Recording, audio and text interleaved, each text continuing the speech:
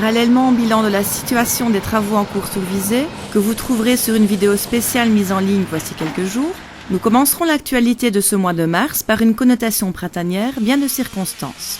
Tout d'abord en nous rendant du côté de la montagne Saint-Pierre, où l'on a entamé d'impressionnants chantiers d'élagage.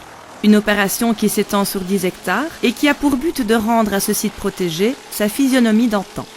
De la sorte, la SBL Natagora, qui gère le dossier, entend non seulement dégager à nouveau une vue imprenable sur la région, mais aussi et surtout faire revivre faune et flore que l'envahissement des végétations avait écartées.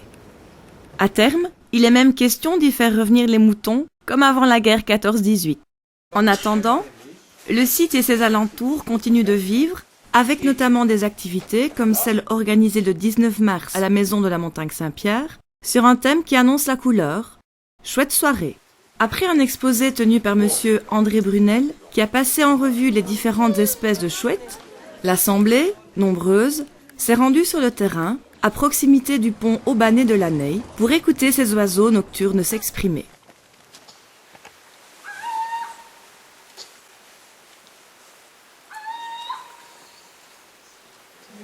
Dans un autre genre, nous avons aussi suivi le rendez-vous fixé par l'élémentaire de Sarolais. Une initiative privée dédiée à l'entretien et la taille de hautes tiges, aujourd'hui délaissées. Le but de l'ASBL, c'est d'entretenir le verger haute tige d'anciennes variétés fruitières et de replanter et tout. Il y en a 85 nouveaux petits replantés ici dans les 2 dernières années qu'il faut entretenir, tailler.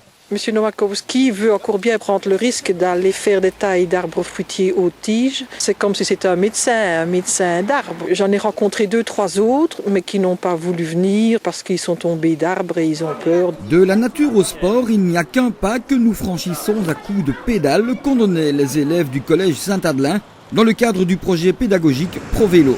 Une sorte de brevet que passent des élèves de 5e année primaire, honorés de la présence de personnalités de notre ville venues saluer cette initiative qui malheureusement n'est plus poursuivie que par un seul professeur. C'est vrai que l'année passée, il y a eu beaucoup de réflexions. Finalement, on n'a pas fait de brevet vélo l'année passée. Cette année, on recommence avec une classe. L'année prochaine, peut-être 2, voire les 4 classes de 5e dans quelques temps. Du côté du Hall Omnisport, Visé continue de se distinguer, cette fois en handball, où après avoir dominé la saison, l'équipe masculine de la Cité de Loie joue les play-offs pour la montée en Division 1. Les choses sont plutôt bien parties, puisqu'à fin mars, Visé mène devant Tournai après avoir remporté ses 2 premiers matchs. Et nous conclurons ce journal de mars en musique avec tout d'abord le concert qui a eu lieu à la salle Braham de Cheratot-Tor, où la ville de Visé tente de relancer les activités culturelles. Ainsi, c'est en présence de François Walteri qui a donné le coup d'envoi de la soirée que les amateurs du genre ont pu participer à un très agréable moment de blues mené par l'excellent Marc Lelang et ses 2 comparses.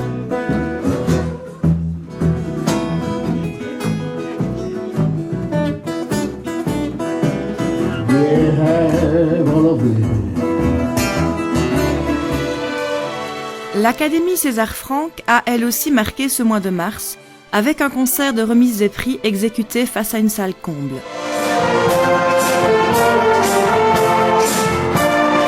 Quelques jours après le concert donné par l'orchestre Jean-Noël Amal à l'église Notre-Dame du Mont-Carmel de devant le pont, c'est le Kiwanis qui organisait à son tour un magnifique concert de printemps à la collégiale, sous la houlette de Paul Crémers, entouré de musiciens chevronnés et de talentueuses chanteuses.